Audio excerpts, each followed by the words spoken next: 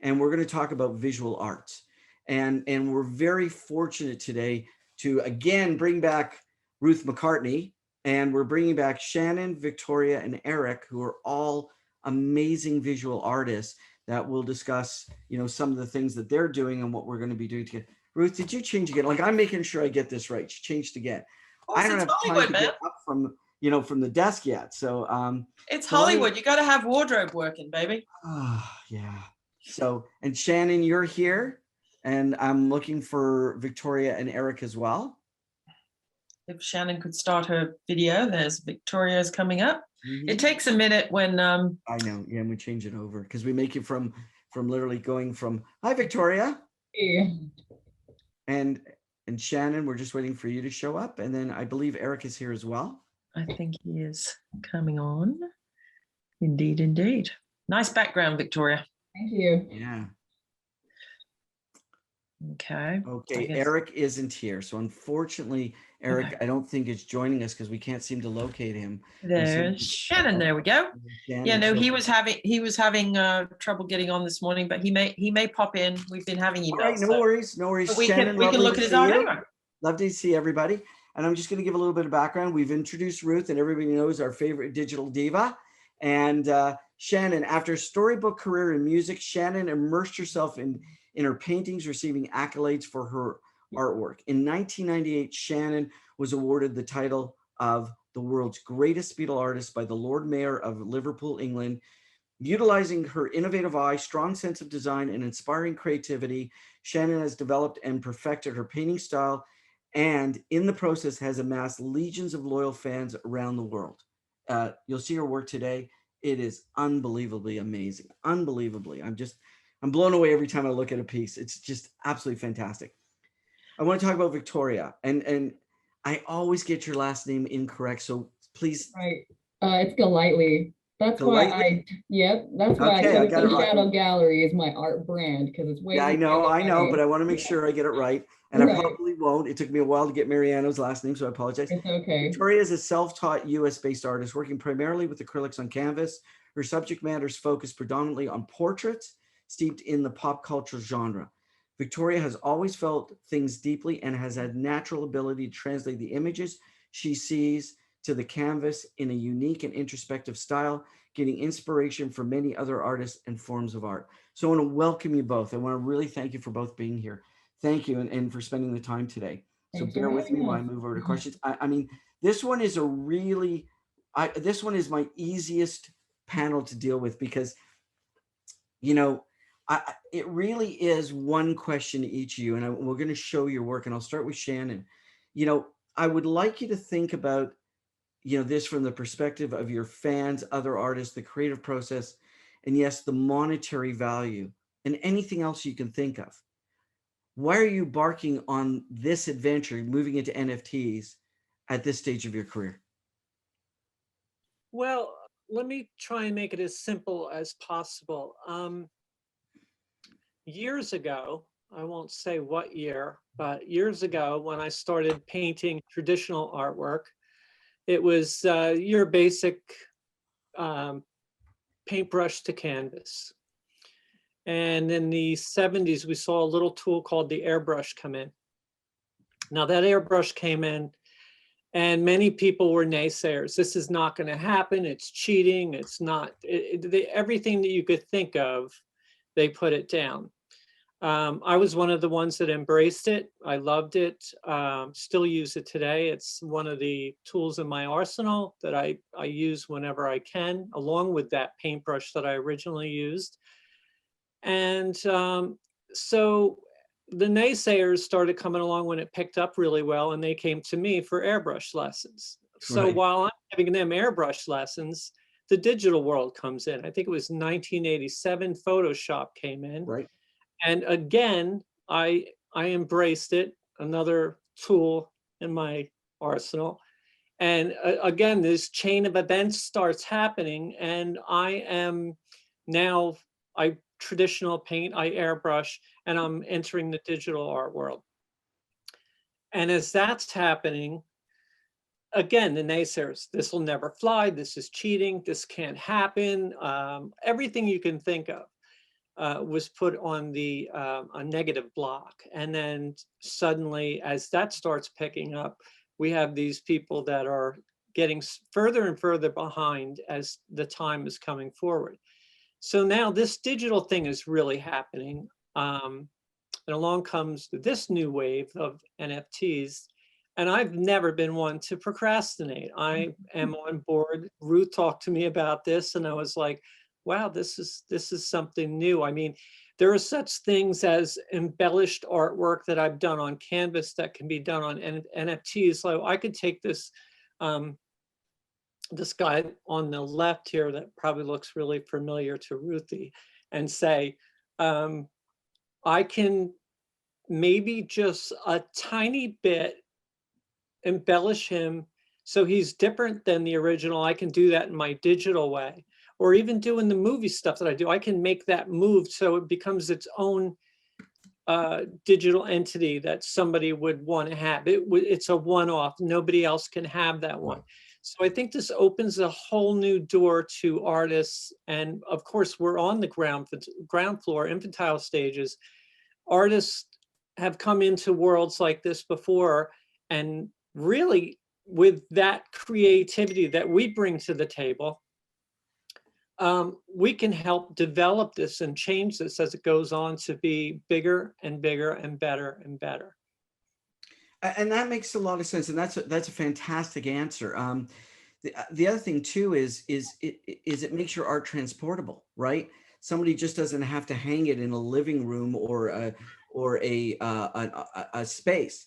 You know, with augmented reality, they can share that art wherever they go if they own the NFT. So it makes it broadens. I think I said earlier, you know, it allows your art to be shareable, you know, by my phone, right? I might want to show this, you know, where I am, wherever I am, and I don't have to carry the canvas wherever I go. Right. Or invite strange people back to your flat, because you've got the canvases stacked up because you don't have enough wall space. Yeah, that's very true too. And Victoria, you're sort of at the other end of the spectrum. You know, when we show your work, and I was amazed on how you did this. I mean, you know, it's you sort of start with an image, you actually color it sort of on a device, and then you paint it on canvas. Yeah, I actually create the design first digitally, and then I paint it onto canvas. So I just paint what I see, and I start with a design.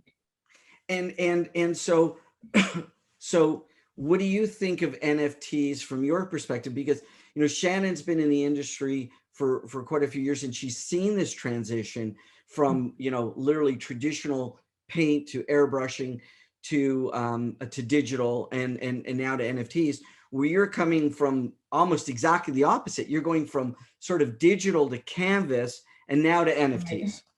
Well, what I like about it is there's something special about having an original piece of artwork. And while prints and reproductions are great, they're so easily stolen and reproduced, where a customer can unknowingly purchase an unauthentic piece of art from somebody who did not have the artist's permission to use their work. And being as I've had my artwork stolen and reproduced, I'm constantly catching people using my designs, even with watermarks. NFTs kind of allow artists to secure their artwork online and provide high quality digital art to their consumers, you know? I mean, it's a very true. And I'm trying to remember where I heard this statement.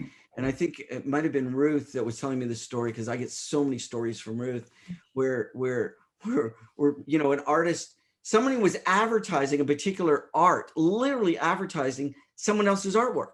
Mm-hmm. They were copying someone else's artwork and showing it off as their own. And I'm sure both of you have seen that happen, where NFTs now serialize, lockout, but from the art collector. Again, we're not talking about a valuation perspective, but from the art collector, it makes it so easy for an art collector to know I have number 1 of 17, not a copy of number 1 of 17. Right, and a high quality product as well, because when my artwork is stolen, it's stolen by low resolution images. So when they're reproducing it into merchandise or prints, it's very poor quality. And then it kind of reflects on my artwork as well, because it's out there and it's not what I would what I would have put out there, you know? Right. see No, I happen all the time as well. Say just- again, Shannon? Sorry, Shannon, say said- again. I see that happen all the time as well. People Sure. copying stuff. When it gets copied, I've seen it on everything from T-shirts to to big ABC, NBC news teams that are out there using my artwork all the time because they think it's photographs. Right. And usually by that time, somebody else is using it, and I get to see. I've gone to places where I've said to people, it's like, wow, that's a really nice design. Did you do that? And they're like, oh yeah, I did that. And I'm like, no, you didn't. That's my design. You know what I mean? So this actually, it protects the artist as well. And I love that part of it. And that's really true. And Ruth, you're seeing this not only in this genre, but you're seeing it in all kinds of other visual art genres, photographs and other pieces. And now we're talking about statues and not only canvas, which is physical art, of course, and visual, but we're also seeing it in the ability to reproduce three-dimensional artwork. Correct. So yeah, I mean, I think it opens the way for, sculptors who, if a sculptor gets a commission, first of all, it's rare. It takes a long time.